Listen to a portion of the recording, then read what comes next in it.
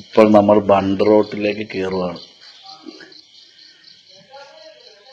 രണ്ട് സൈഡിലും നല്ല മരങ്ങളൊക്കെ ആണ്. ബണ്ട് റോഡ് എന്ന് പറയുമ്പോഴത്തേക്ക് അത് ഇച്ചിരി മോശമാണ്. റോഡ് ഭയങ്കര കുഴിയും കട്ടറൊക്കെ ആയിട്ട് വളരെ റോഡിൻ്റെ അവസ്ഥ ശോചനീയ അവസ്ഥയാണ്. ഇപ്പം നമ്മൾ ബണ്ട് റോട്ടിലേക്ക് കയറി. രണ്ട് സൈഡിലും ഈ കാണുന്നതാണ് ബണ്ട് റോഡ്. വെമ്പനാട്ടുകായലാണ് ആ കാണുന്നത്. അപ്പം ഇപ്പുറത്തെ സൈഡിൽ കാണുന്നതാണ് വെമ്പനാട്ടുകായലിലെ വെള്ളം തടഞ്ഞു നിർത്തി ഷട്ടർ ഇട്ടേക്കണതാണത്. കുട്ടനാട്ടിലേക്ക് കൃഷിക്ക് ആവശ്യമായി ഈ ഒരു വെള്ളം കയറുന്നത് തടയാൻ വേണ്ടി ഇട്ടേക്കണതാണ്. അപ്പം അങ്ങനെ ഒരു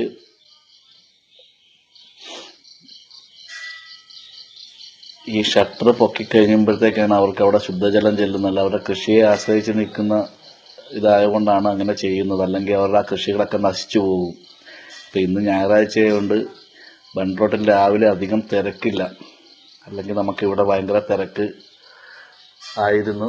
ഒരേ സ്ഥലങ്ങളിൽ നിന്ന് ആൾക്കാർ വന്ന് ഇവിടെ കായൽ ഭംഗിയൊക്കെ ആസ്വദിച്ച് ഹൗസ് ബോട്ടൊക്കെ ഉണ്ട്. അപ്പം അത് വൈകുന്നേരത്തേക്ക് എല്ലാവരും എത്തുകയുള്ളൂ. ഹൗസ് ബോട്ടും സ്പീഡ് ബോട്ടും അങ്ങനെയുള്ള സംവിധാനങ്ങളെല്ലാം അവിടെയുണ്ട്.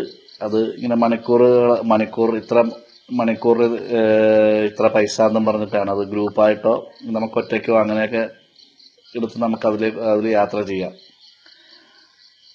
അതിന് അവിടെ ഇഷ്ടംപോലെ ബോട്ടുകളുണ്ട്. അതുകൂടാതെ സ്പീഡ് ബോട്ടുണ്ട്. സ്പീഡ് ബോട്ടിലും ഇത് മണിക്കൂറിനാണെന്ന് തോന്നുന്നു അതിൻ്റെ റേറ്റ്. അതൊക്കെ അവിടെ ചോദിച്ചാൽ അവിടെ അത് പറയും.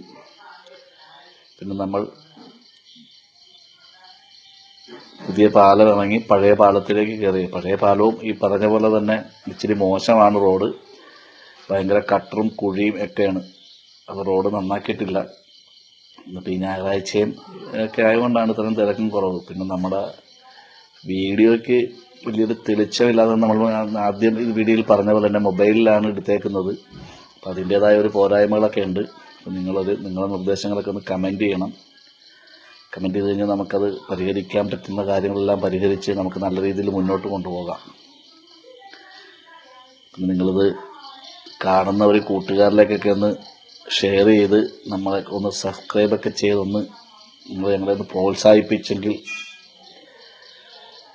നമുക്കതിൻ്റേതായ രീതിയിൽ മുന്നോട്ട് കൊണ്ടുപോകാം. ഇപ്പോഴത്തെ ആ തെറ്റുകുറ്റങ്ങളൊക്കെ പരിഹരിച്ച് നമുക്ക് നല്ല രീതിയിൽ കൊണ്ടുപോകാം.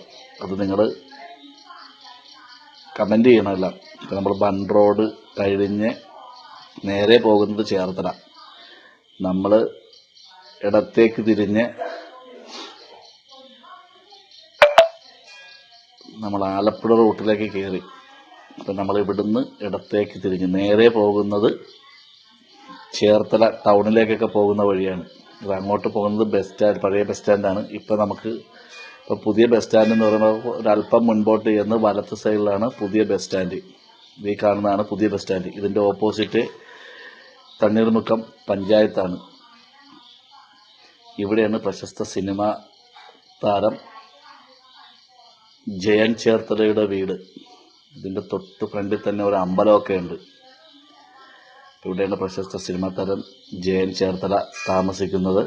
നമ്മളത് അവിടുന്ന് മുന്നോട്ട് പോയിക്കൊണ്ടിരിക്കുകയാണ്. അപ്പോൾ ഈ വഴി ഒരു റോഡിന് ശകലം വീതി കുറവാണ്. വീതി കുറവ് മാത്രമല്ല നല്ല വളവും തിരിവുമുള്ള റോഡാണ്.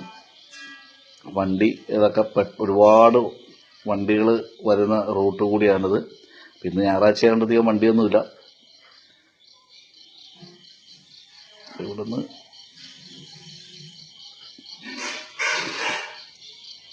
വീഡിയോക്ക് ചെറിയൊരു ക്ലാരിറ്റി കുറവുണ്ട്. അന്തരീക്ഷവും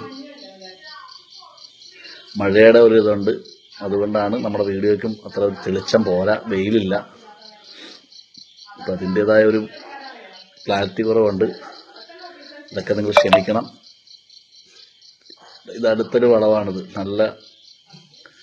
നല്ല വളവാണ്.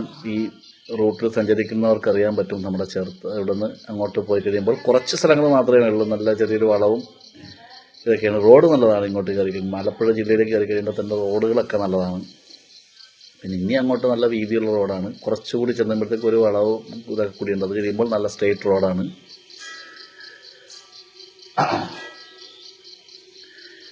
അങ്ങനെ നമ്മൾ ഹരിപ്പാട്ടിലേക്കുള്ള യാത്ര തുടരുകയാണ്.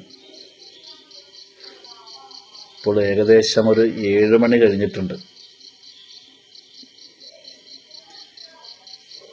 രാവിലെ ഇറങ്ങണമെന്ന് ഓർത്തിട്ട് നടന്നില്ല. രാവിലെ